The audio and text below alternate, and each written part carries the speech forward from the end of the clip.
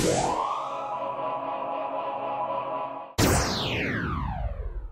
reproduction of this content is not allowed without the express written consent of EBH Fitness, LLC.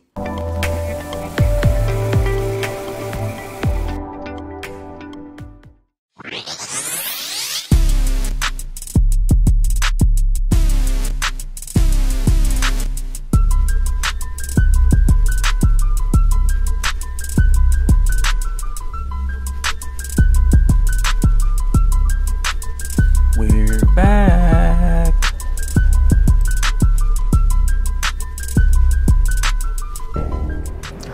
All right, everyone, welcome to week 6. Man, it's been just full force going on here. Crazy week. It's the walkthrough. Definitely. So welcome to the week 6 walkthrough.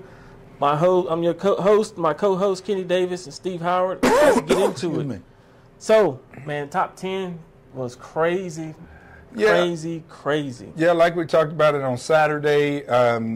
You know, it's tree shaking time, as they say. Sir. Definitely. You know, and HBCUs, and people are trying to make the band or make the drum line. You know, it's tree shaking time. And so this week we got some more top-notch matchups. Yes, indeed. And we had some people that fell out of the top 10, not very far, but they fell out of the top 10. And we had some that earned themselves right back in. So let's get into it. So starting at the bottom and working our way up, Montwood at number 9 plays against number 4 Franklin on Friday.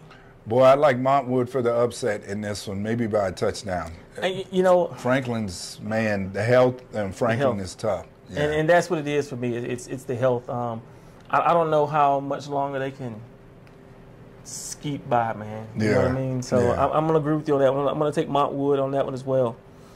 Then you got number 8, Eastlake versus Socorro. That's a Thursday night game. And y'all know the answer to that one, Eastlake. Yeah, Eastlake definitely, I think, gets a bounce back, goes 3-1 in the district. Now, the next game, Riverside, number 7, Riverside versus Bushland. Bushland is one of the top small school programs in the state of Texas. They stay 4 rounds deep. I'm going with Bushland. Man, you know what? I know a little homework on that one, y'all. I did some on Bushland stays 4 rounds They deep. do stay full. Is that a home game for Riverside? No, I think it's a road game. Down the road, I'm going Bushland. If they're on the road, I'm going Bushland. I agree with you there. Then we got, and I skipped over them, but at number 8, hold on. Yeah. And then next up, we got Bel Air versus Hanks. We'll say that one for last.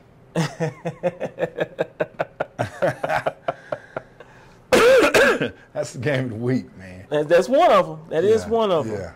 And then you got Del Valle versus Horizon. I'm going Del with Valle. Yeah. Del Valle. We're going to make this quick for y'all. I'm going with Del Valle. Then you got what many will perceive as the game of the week, Pebble Hills versus Americas. I'm going to go Pebble Hills. I think the slipper comes off of Cinderella. And you know, and this is a must-win for both these teams. Yeah. I just think Pebble Hills got way too many. If I had to put Coral's big running back against the young sophomore, I'm going to take the big running back. Quarterback for quarterback, both are really good quarterbacks, but the edge goes to Gael. Then if I was to look at the receivers and defense, the edge goes to Pebble Hills. Definitely. I would agree with you totally on that one as well. And then we got the Bel Air game, man. Bel Air and Hanks. Bel Air versus Hanks. 4-1 Hanks versus 5-0 Bel Air. I'm going with Bel Air. Yeah, we're going Bel Air. They can call us homers, whatever they want to. I'm going with Bel Air. Yeah. I just don't think that Hanks has enough. Right. They've got a great player in Blanco and the quarterback. Definitely. Marcus Portis, who does his thing. And Oliver's a really, really solid, nice running back. But I asked somebody the other day, you can double cover any of those 4 receivers at Bel Air, and then what you going to do? Because there's 3 more that can take it to the house fast, all of that, and can eat you up for 200 yards in a game. And so when you have a team like that, I expect Hanks to actually come out and try to run the ball and slow it down because they know that. And so they'll try and put a big guy on the slot on Chris Davis. I mean, everybody's tried that. I mean, it is what it is. He's every bit as strong and faster than that guy that's going to be in the slot over him. And they'll put a guy over the top to cover two. If they don't, well, you know what's coming. So at the end of the day, Bel Air has got too much firepower on offense, but I want to talk about the defense. Well, and I'm glad you said it, because there's a matchup in this game that I would love to see. Yeah. And that's the young Chris Davis and Blanco. I don't know if it'll happen.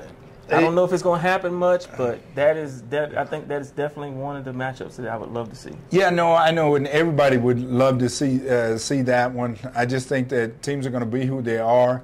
I see Bel Air bracketing young Blanco. You're going to have one of those corners that's going to run with him, or Bel Air has undersized outside linebackers. They're not big guys, but they can run, and so I can see those guys running underneath with Blanco and then passing him off to a safety or something like that where Chris is at. And so it's going to be hard to take the top off of coverage, just because if I was the one calling the defense, I would force him to throw the ball underneath. And when you throw it underneath, them crossing routes, you got people like Balderrama, a big linebacker, who's going to take your head off. Now, Hanks has got some nice guys on defense too.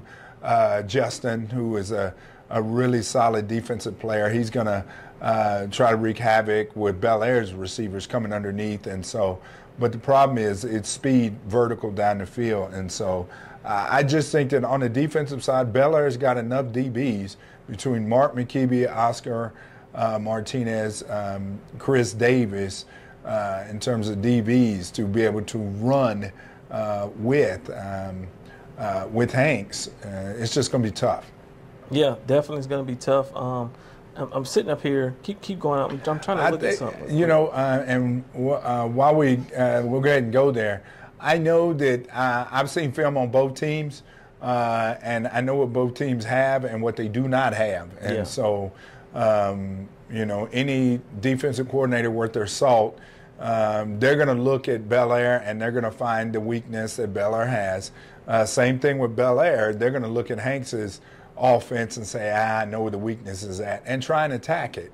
Now, the team that's more successful at attacking the weakness of the offense, that's going to be the difference. Yep. Shootout, I don't know about that.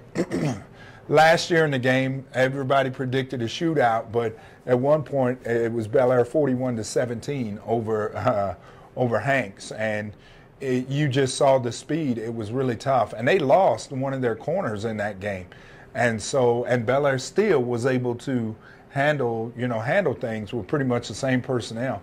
Hanks graduated a few kids, Bel Air graduated a few kids, not very many. And so Hanks is really looking at the same defense. They're going to have to deal with the same defense, except every one of those safeties and corners are faster this year. Yeah. And so McKeeby, he got hurt last year about the second quarter, so they missed him most of that game. But Bel Air was just fine, so it's going to be interesting to watch how I still say Hanks is going to try and slow that game down and run the ball, because they don't want to get in a shoot match with a team that's got more bullets. Definitely. Forgive the pun. Forgive the pun. But definitely, so it's going to definitely be an interesting game. I like Bel Air 56-14. Oh wow, I like Bel Air, but I don't know if that's a big one right there. We're gonna see how Nostradamus does up here today. Yeah. And then the last game is number 1 Eastwood versus Coronado. I'm taking Eastwood. Yeah, it's Eastwood. It'll be. I don't even think it's gonna be close. They're not. Yeah. Coronado's still getting healthier, still growing and developing as a team. Eastwood will have a little sour taste in their mouth because they certainly could have played better against Socorro last week, and they're going to come out to prove it this week. Definitely. So, folks, that's the matchups for the top 10. We're going to take a quick break, and we're going to come back and look at the mid-season report. We'll be back right after this.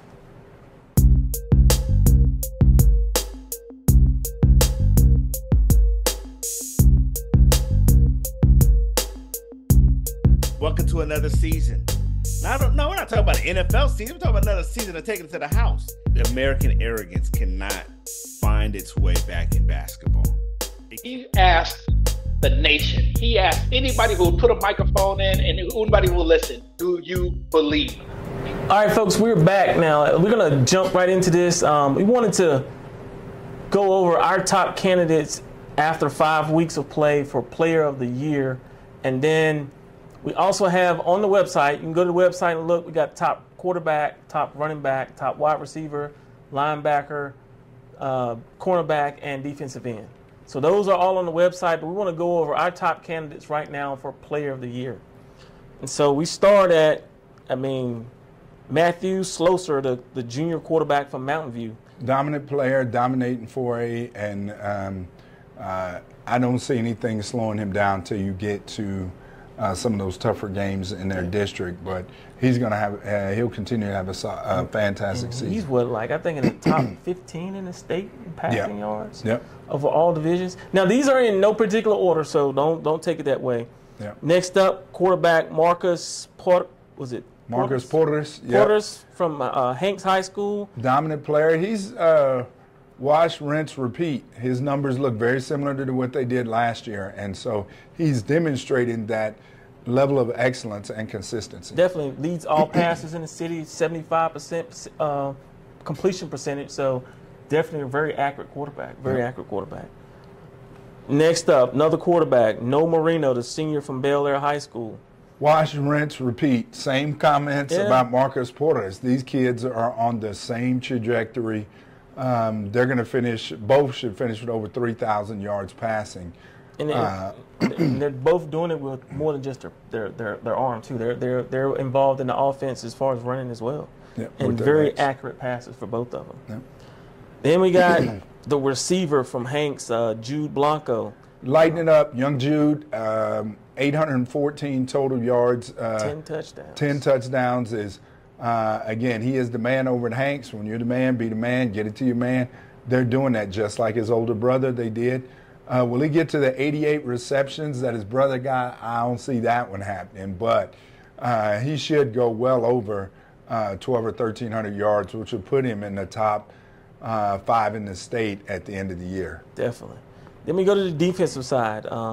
Juan Gomez, the senior linebacker from Parkland. Man, he's tackling everybody, y'all. And so, and he was projected to be a defensive player of the year in 1-5A, and so he's living up to the hype.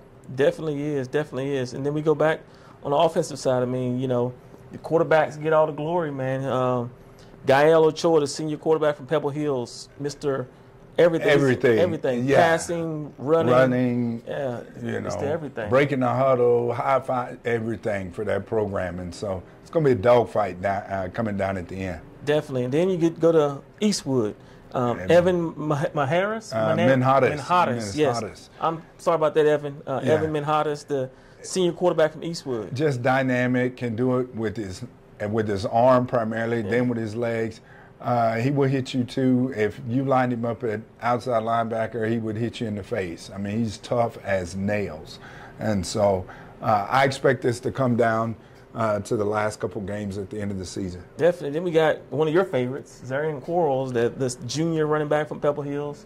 Dude, he's got D1 body written all over him, size, speed. If they decide to give it to him 30 times a game, man, he's a meal ticket. He could do it. Definitely leading one of the top running backs in the city right now. I think he's tied for first with yards. So, yeah, definitely. And then we got Anthony Miranda, the senior wide receiver from Americas. Now, everybody's going to say, why is he on here? He's kind of like, these last two are they're like Swiss Army knives, do-it-all kind of dudes, man. Right. Anthony is, he plays well on the offensive side of the ball and well on the defensive side of the ball, dominant on the defensive side of the ball. And so it's going to be interesting to see what Coach Robles does with him toward the end of the season, because as it gets tighter and games get more important, you tend to lean a lot more on your known quantities. Yeah, definitely. And then our final candidate is the senior wide receiver from Bel Air, Chris Davis. The kid is doing everything. He's doing it on offense, defense, special teams, tackles, interceptions. he's giving that program everything he can. Everything he can, and what's crazy, and most of you don't know this, Chris only plays, at least on the offense, he's really only a half. Defense, he stays out there for certain reasons, but if he was certainly playing full games, his numbers would be right where they were last year, over 800 yards receiving, a few more touchdowns for sure. But they kind of held the reins on him, and so it's going to be interesting to see what happens on Friday if they let him loose, if they take the shackles off of him and let him go. And so we'll see what they do with him. So far this year, he's been doing his part everywhere, and so we'll be interested to see all of these players on this list, how they develop. Somebody's going to come on this list that has an outstanding second half compared with a solid first half, and they could take the title. Definitely, and that was one of the things that I wanted to add to that is like, this is just our midseason front runners right here, but guys, this thing is still wide open. It's still wide open. And we've said this every week, production does matter, and so go out there and produce, man. You got the Mark Moores of the world. Obviously, we know Shelton Fuller. Jake Fetty, the sophomore, he's going to have some solid numbers. But it's never been their thing to just let them light it up. So we'll see what happens. Maybe Rudy changes this year in district and just starts scoring 70 points every game. And they could do that with the dynamic running back and quarterback. But a lot of teams are going to line up to stop the run and force a young sophomore to have to think back there and throw a lot of different exotic coverages and blitzes at him. Yeah, definitely. So, hey, keep working hard, keep grinding.